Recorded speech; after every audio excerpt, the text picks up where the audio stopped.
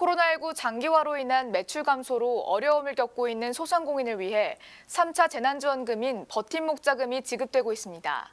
특히 이번 버팀목 자금은 신청 3시간 만에 입금되는 등 신속한 처리로 소상공인들에게 좋은 반응을 얻고 있는데요. 이렇게 빠르게 지급될 수 있었던 배경에는 정부 부처 간 협업과 오랜 시간에 걸친 담당 공무원들의 준비, 그리고 민간은행의 협력이 있었습니다. 이동규 기자입니다. 소상공인을 대상으로 한 3차 재난지원금인 버팀목 자금 지급이 시작되면서 신청 3시간 만에 입금이 돼 놀랐다는 등 신속한 지급이 좋은 반응을 얻고 있습니다. 한 12시에 신청을 했는데 오후에 한 6시 정도에 들어왔습니다.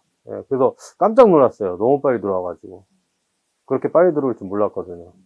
신청하자마자 바로 나왔으면 좋겠다 내가 그랬거든요, 속으로 혼자. 근데 이 3차 때는 그렇게 나오니까 내가 원하는 대로 나온 거잖아요. 그래서 뭐 너무 좋았죠. 실제로 버팀목 자금은 신청 첫날 101만 명, 둘째 날 109만 명, 셋째 날 26만 명이 신청해 1차 신속 지급 대상자 중 85%에게 지급이 완료됐으며 이는 2차 재난지원금인 새희망자금 때보다 누적 신청률이 14%포인트 높은 것입니다. 이렇게 빠르게 지급될 수 있었던 이유는 먼저 국세청 등 부처 간 협업이 있었기 때문입니다. 특히 국세청 데이터. 국세청 데이터는 개인의 그 매출과 관련된 부분을 국세청에서 그동안에는 전혀 이것을 외부로 주지 않았었는데 국세청이 지난 추석 때 새희망자금부터 공공의 목적으로 처음으로 그때 데이터베이스를 협업을 시작한 거고요. 그리고 이번에는 국세청뿐만 아니라 교육부, 또 지방자치단체, 문화부, 또 행안부도 도와주나요? 네, 그렇게 행안부 이렇게 해서 지금 협업체제가 구축. 각 부처에서 받은 데이터를 바탕으로 버팀목 자금 지원 대상자를 선별하는 것은 중소벤처기업부 공무원들의 몫이었습니다. 담당자들이 지난달 초부터 초과 근무도 마다하지 않은 채 사전 작업으로 데이터베이스를 구축해 온 겁니다. 국세청이라든지 지자체에서 자료가 넘어오면 그거를 가지고 저희가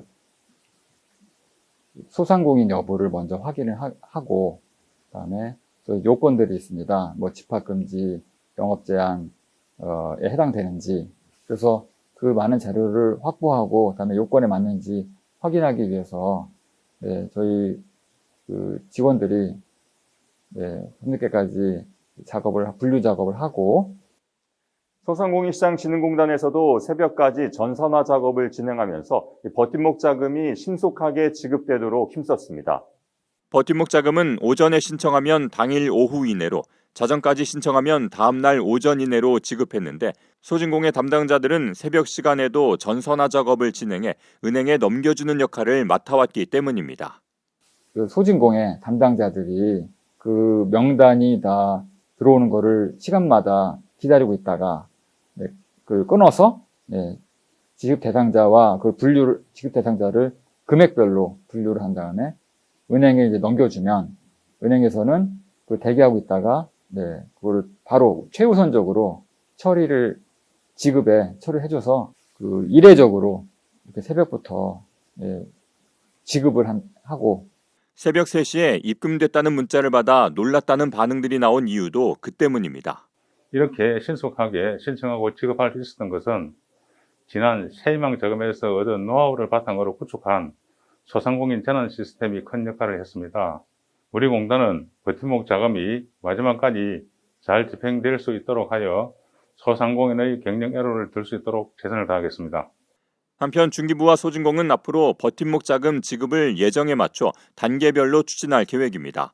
우선 1차 신속지급 대상자 가운데 겨울 스포츠 시설 등이 포함된 연말연시 방역 강화 업종 등은 오는 25일부터 지급을 시작하고 공동대표나 협동조합 등 1차 확인 지급 대상자에 대해서는 2월 중에 버팀목 자금 지급을 진행할 예정이며 버팀목 자금과 관련한 문의사항은 전용 콜센터를 통해 확인할 수 있습니다. ESTV 뉴스 이동규입니다.